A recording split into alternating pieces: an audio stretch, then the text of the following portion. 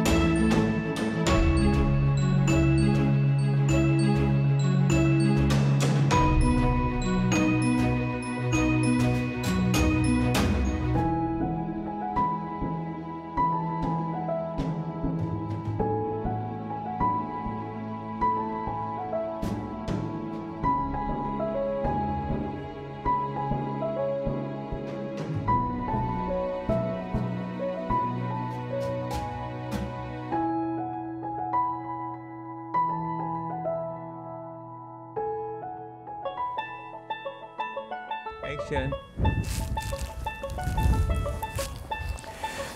Oke, dari artikel yang sudah saya upload di blog mengenai cerita saya dalam mendapatkan beasiswa KOIKA ini di Korea, ada yang bertanya, gimana sih Pak, gimana caranya untuk mendapatkan surat rekomendasi dari sekretaris negara?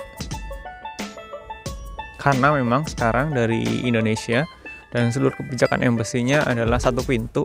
Jadi kalau mau mendapatkan rekomendasi dari negara itu harus lewat dari Kemenseknek, Kementerian Sekretaris Negara. Gimana sih ceritanya bisa dapat rekomendasi dari Kemenseknek gitu. Apalagi bagi kawan-kawan yang bekerja di sektor local government atau Pemda, pemerintah daerah dari tingkat 1, tingkat 2. Mungkin banyak yang pernah seperti itu, punya pertanyaan yang sama karena mungkin tidak pernah mendapatkan pengalaman, ataupun mungkin memang di kantornya, di office-nya itu jarang orang yang bisa ataupun berjuang untuk mengambil beasiswa dari luar negeri. Oke, jadi ceritanya yang harus dilakukan untuk sampai ke atas, kita mulai dari atas ya, dari Kemenseknek itu. Untuk melakukan rekomendasi dari sana, orang-orang dari daerah itu harus melalui jembatan. Kemenseknek itu tidak bisa menerima rekomendasi dari local government ataupun dari pemerintah daerah. Dia hanya akan mau memberikan rekomendasi ketika kita sudah direkomendasikan oleh Kementerian Dalam Negeri. Karena secara organisasi, Kementerian Dalam Negeri itu juga yang menaungi dari Pemda-Pemda di seluruh Indonesia, mulai dari provinsi ataupun kabupaten gitu. Jadi buat kawan-kawan yang kerja di kabupaten atau di provinsi itu harus lewat Kementerian Dalam Negeri dulu.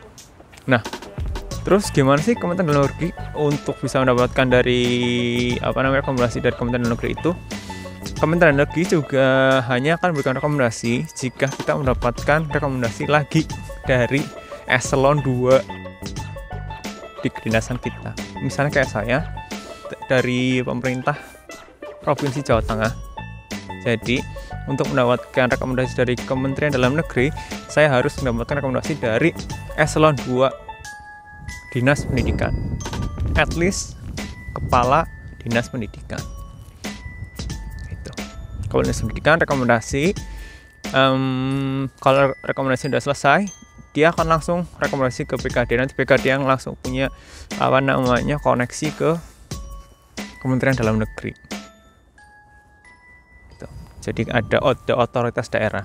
Kalau nggak salah untuk kabupaten nggak ada. Jadi yang kabupaten nanti stepnya nambah.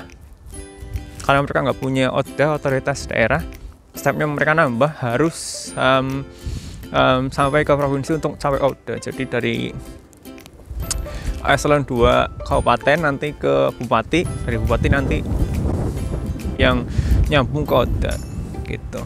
Jadi buat teman-teman yang ada di daerah, pesan saya, karena kita punya waktu ataupun durasi yang sama dengan teman-teman yang di kementerian, tapi step kita lebih panjang, jadi kita harus prepare lebih baik.